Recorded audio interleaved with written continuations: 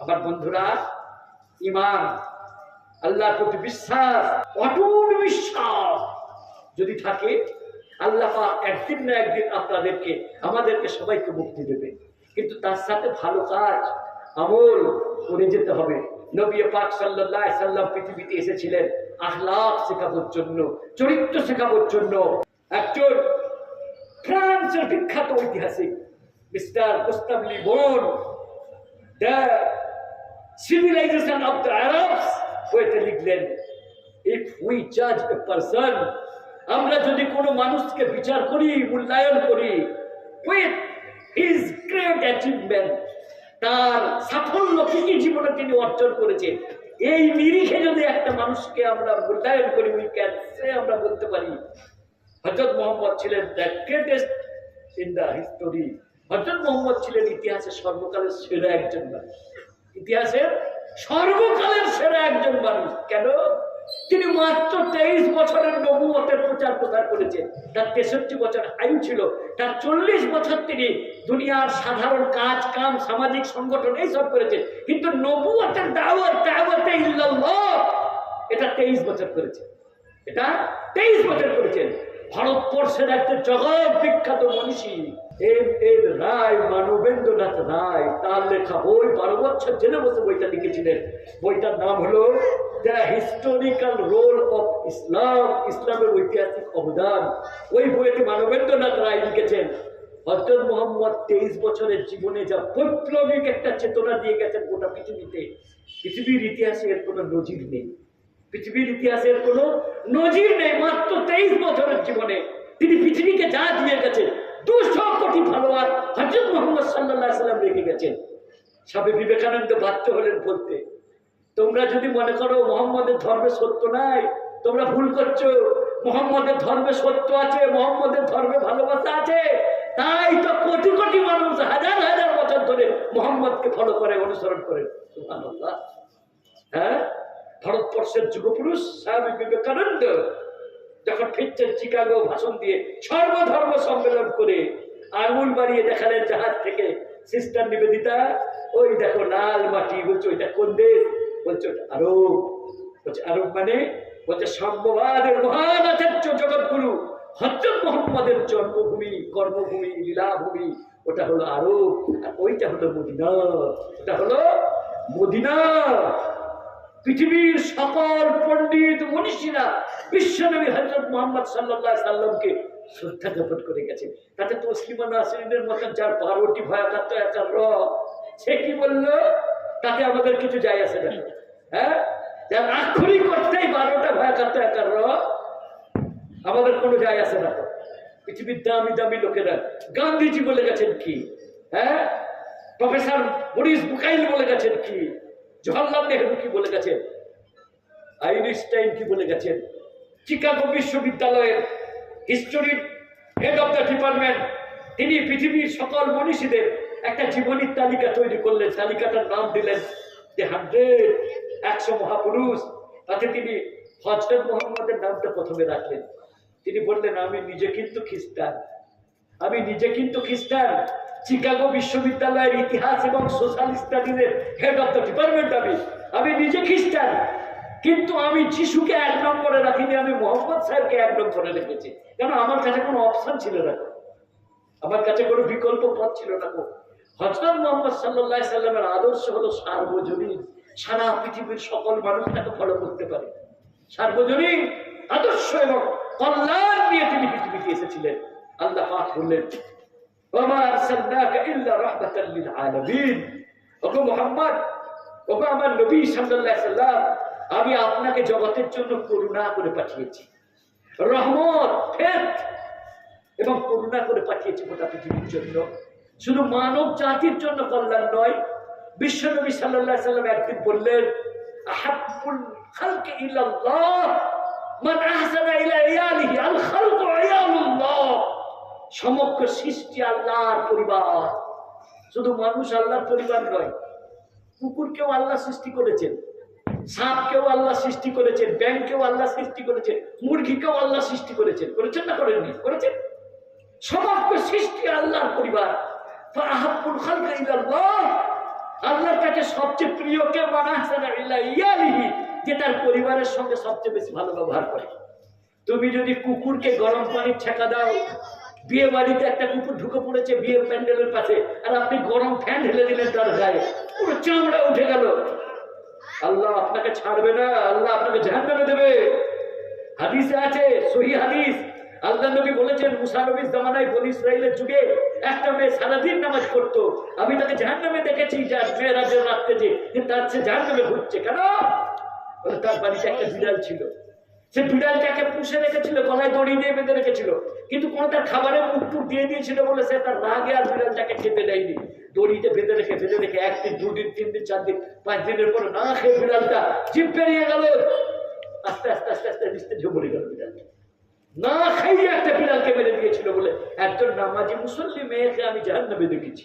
আর একটা 12 বনিতা মেয়ে, চরিত্রহীনা কুলোটা মেয়ে, কলঙ্কিনী মেয়ে, একটা রাস্তা থেকে বাজার থেকে নোংরামি করে ফিরছিল, একটা কুকুর পানির জন্য চিম্পের করে পিপাসায় তৃষ্ণার্ত অবস্থায় সে পানির ইন্দারার কাছে, কুয়ার কাছে যে মাটিটা চাঁটছিল, ভিজে মাটিটা, একটু পানি পাওয়া যায় নাকি, ওই ফসটা মেয়েটা তার ওড়নায় করে কিছু পানি এনে নিগড়ে নিগড়ে সেই কুকুরটার মুখে দিয়ে তাকে বাঁচিয়েছিল। আমি সেই মেয়েটাকে জান্নাতে দেখেছি। বলছি সুবহানাল্লাহ। বিশ্বনবী সাল্লাল্লাহু আলাইহি সাল্লামের শিক্ষা, তার তালিম, পৃথিবীকে ভালোবাসো, মানুষকে ভালোবাসো, কুকুরকে ভালোবাসো, সকল প্রাণীকে ভালোবাসো, কষ্ট দেবে না। মুসলমানরা কুকুরকে অপছন্দ করে মানে কি জানেন? ওই যে মেম সাহেবরা কোলে করে নিয়ে ঘরে, ওইটা অপছন্দ করে, কিন্তু কুকুরকে খেতে দেওয়া নেকির কাজ। কথা বুঝে গেল? কুকুরকে খেতে দেওয়া নেকির কাজ, তাকে মারা গুনার কাজ, কিন্তু ছেলের মতো তাকে বিছানায় শুইয়ে রাখতে হবে। Tom Tom you here come and kiss me বলতে হবে, আমাকে একটা চুমু দাও, আর কুকুরটা ছুটে এসে আমার কাছে চুম খেয়ে দেবে। এটা ইসলাম নিষেধ করেছে, এটা ইসলাম নিষেধ করেছে না। কুকুরের দ্বারাই অনেক রোগ যারা ছড়াতে পারে। হ্যাঁ, কুকুর জলাতঙ্ক রোগের সৃষ্টি হয় কুকুর কামড়ালে পারে। অতএব কুকুরকে রেস্ট্রিকশনের মধ্যে রাখতে হবে। কুকুর কুকুরের জায়গায় থাক, পাহারাদারির জায়গায় থাক, সে বিছানায় থাকবে না, ছেলের মতো কোলে থাকবে না। আবার বন্ধুরা, আল্লাহ নবী সাল্লাল্লাহু আলাইহি সাল্লাম যে শিক্ষা, যে তালিম, যে আদর্শ আমাদের কাছে দিয়ে গেছেন, গোটা পৃথিবীর মানুষের কাছে সেটা হিদায়াত এবং আলোকবর্তিকা। কিন্তু আমরা মুসলমানরা ইসলাম থেকে দূরে সরে গেছি, তাই মানুষ আমাদেরকে ভুল বুঝছে। আজ থেকে 40 বছর আগে কলকাতায় আমি যখন পড়াশোনা করতাম, মসজিদ থেকে বেরিয়ে দেখতাম যে হিন্দু মা বোনেরা কপালে সিঁদুর মেখে আছেন, কিন্তু মসজিদের ইমাম সাহেবের পানি পড়া নিতে এসেছেন। কেন? তাদের বিশ্বাস যে নামাজি মুসল্লি ইমাম সাহেব ফুঁকতে দিলে পরে ছেলের জ্বর ভালো হয়ে যেতে পারে। এই বিশ্বাসটা ছিল না? ছিল নি? আজও দেখবেন, দেখুন আমরা আজমিরের কবরে যে চাদর চড়ানো আমরা দেওবন্দিরা এসব মানি না, কিন্তু একটা জিনিস আমরা লক্ষ্য করেছি, কি জানেন? আমরা চাদর চড়াই না, কিন্তু খাজা আজমিরি রহমতুল্লাহ আলাইহ তিনি একজন আল্লাহর ওলি ছিলেন। তার কবরকে নিয়ে কিছু মানুষ ঢোল তবলা নিয়ে ব্যবসা কেন্দ্র বানিয়ে দিয়েছে, তারা খারাপ লোক। কিন্তু খাজা মঈনুদ্দিন চিশতি আল্লাহর ওলি ছিলেন, ভালো মানুষ ছিলেন। তিনি একজন বড় দায়ী এবং প্রচারক ছিলেন, বড় দায়ী এবং প্রচারক ছিলেন। তো তিনি এই দেশে এসে ইসলাম প্রচার করেছিলেন ভালোবাসার মাধ্যমে। কিসের মাধ্যমে? ভালোবাসার মাধ্যম দিয়ে। প্রেম, ভালোবাসা, মানুষে মানুষে প্রেম যদি করতে পারে, তাহলে আল্লাহ পাক ইহকাল পরকাল সব জায়গায় কোনো মানুষকে কেউ অন্যায় ভাবে কষ্ট দিলে আল্লাহ পাক তাকে ক্ষমা করবেন না, আল্লাহ পাক তাকে ক্ষমা করবেন না। তো আল্লাহ আপনাদের আমাদের সমাজে শান্তি, শৃঙ্খলা, সম্প্রীতি, ভালোবাসা, ভ্রাতৃত্ব বজায় রেখে কাঁধে কাঁধ মিলিয়ে দেশবাসীকে এক হয়ে থাকার তৌফিক দান করুক, সৌভাগ্য দান করুক, অপরচুনিটি দান করুক। আমিন সুম্মা আমিন। আমার মুর্শিদাবাদ জেলার ভাইরা, আপনারা বড় ভাগ্যবান মানুষ। আপনাদের দেশে অনেক সোনালী ঐতিহ্য আছে, সম্প্রীতির ইতিহাস আছে শত শত বছরের। আপনারা সেটাকে বাঁচিয়ে রাখবেন, ভালোবাসার মধ্যে থাকবেন এবং প্রত্যেকে নিজের নিজের ধর্মকে পালন করুন। কেউ কারো ধর্মচারণে বাধা দেবো না, কেউ কারো ধর্মচারণে বাধা দেবো না। প্রত্যেকে নিজের ধর্ম পালন করুন। আল্লাহ কোরআনে বলেছেন, লা তাসুব্বুল্লাযীনা ইয়াদউনাহুম মিন দুনিল্লাহ, তোমরা অন্যদের আরাধ্য দেবতাদের গালাগালি করো না, আল্লাহ, তাহলে ওরা তোমার আল্লাহকে গাল দেবে। তোমরা যদি তার দেবতাকে গাল দাও, তারা তোমার আল্লাহকে গাল দেবে, তাহলে তুমি তো আল্লাহকে গাল খাওয়ালে। তুমি যদি যিশুকে গাল দাও, খ্রিস্টানরা তোমার আল্লাহকে গাল দেবে না দেবেনি? দেবে। কিন্তু বড় আমরা দায়িত্ব সহকারে বলতে পারি, আমরা মুসলিম সমাজ পৃথিবীর কোন নবীকে কখনো কোনো কটূক্তি করি না। কেন? আমাদের কোরআনটা শেখায়নি, কোরআনটা অনুমোদন করেনি। আমরা পৃথিবীর কোন ধর্মের আরাধ্যদেরকে আমরা কটূক্তি করি না। কেন? আল্লাহ পাক বলছেন, তোমরা যদি অন্য ধর্মের দেবতাদেরকে কটূক্তি করো, তাহলে ওরাও তো তোমার আল্লাহকে কটূক্তি করবে। তাহলে কেউ কারো ধর্মকে কটূক্তি করবো না। যার যেটা বিলিভ, সে তার নিজের অন্তরের বিশ্বাসকে প্রত্যেকে নিজের ধর্ম পালন করবে। আমি তোমাকে জোর করতে পারি না তুমি নামাজ পড়বে এসো, তুমি আমাকে জোর করতে পারো না এই কাজটা করবে এসো। আমি নামাজ পড়বো, তুমি তোমার আরতি করবে, তাই তো? যে যার নিয়ে চলুন, পরিবেশ শান্তপূর্ণ রাখুন।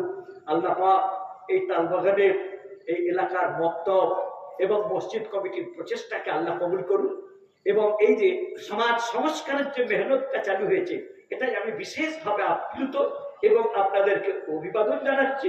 আপনারা এই কাজটা চালু রাখুন। মুসলমান সমাজে বর্তমানে আমাদের সন্তানরা সত্যি বড় বেলাইন হয়ে যাচ্ছে, বড় বেলাইন। এডুকেশনেও আমরা পিছিয়ে গেছি, বহুত রকমের ভাবে পিছিয়ে গেছি। শিক্ষা ছাড়া কোনো জাতির মুক্তি নেই। শিখতে হবে, লেখাপড়া শিখতে হবে। আমাদের ছেলে মেয়েদেরকে 16 বছর হওয়ার আগেই আমরা রাজমিস্ত্রির লেবার হিসেবে পাঠিয়ে দিচ্ছি, কর্নিক ধরিয়ে দিচ্ছি, অথচ তাদের কলম ধরার বয়স এখন কর্নিক ধরার বয়স নয়। একটা জাতি ধ্বংস হয়ে যাবে যদি তাদের এডুকেশন না থাকে, তাদের লেখাপড়া না থাকে। আমার ছেলেটা কমসে কম গ্রাজুয়েট হোক, তারপরে সে রোজগার করতে শিখবে। এখন থেকে রাজমিস্ত্রির ইট বইটা শিখে চকে লেবার বানিয়ে দিতে পারে। ওই ছেলেটা বড় হয়ে টাকা রোজগার করবে রাজমিস্ত্রি হয়ে, কিন্তু বাপ মাকে ভাত দেবে কিনা এটা সন্দেহ আছে আমার। কেন? ও তো মানুষ হওয়ার আগে ওকে টাকা রোজগার করার মেশিন তৈরি করেছে, আমরা রাজমিস্ত্রি তৈরি করেছে, তো মানুষ করি।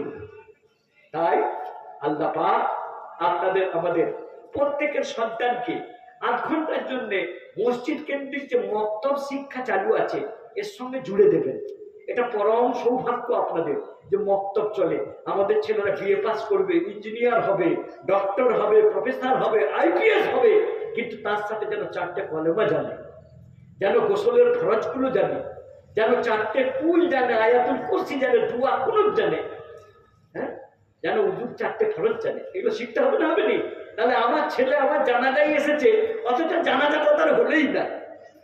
জানাজার যে 2টি ফরজ, আমার বেটা জানেই নেই যে 2টো কাজ ফরজ। আমরা কি করি? এসে আল্লাহু আকবার বলে নিয়ত বেঁধে দিই, বাকি এবারে তুমি ইমাম সাহেব করো না। জানাজার 2টি ফরজ প্রত্যেককে করতে হবে। একটা হলো দাঁড়িয়ে জানাজা পড়াটা ফরজ, বসে জানাজা হবে না, অসুস্থ লোকেদের আলাদা কথা, দাঁড়িয়ে জানাজা পড়তে হবে। আর 2 নম্বর ফরজ 4টে তাকবীর বলতে হবে সবাইকে আস্তে আস্তে। ইমাম জোরে বলবে, আপনাদেরকে আস্তে আস্তে বলতে হবে, আল্লাহু আকবার, আল্লাহু আকবার, আল্লাহু আকবার। কিন্তু আমরা কি মনে করি যে একবার তাকবীর বলে বলে হাত বেঁধে দিবে, তুমি ইমাম সাহেব বলো, আমি চুপচাপ দেখবে।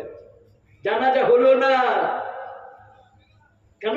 আমার বেটাকে আমি শিখে যাইনি জানাজা কিভাবে পড়তে হয়, দোয়া কিভাবে চাইতে হয়। আমার মৃত্যুর পরে আমার ছেলে নিজে আমার জন্য যেন সূরা ইয়াসিন পড়ে আল্লাহর কাছে হাত তুলে, কোনো ভাড়াটিয়া মৌলানা সাহেবকে দিয়ে যেন মিলাদ না করাতে হয়।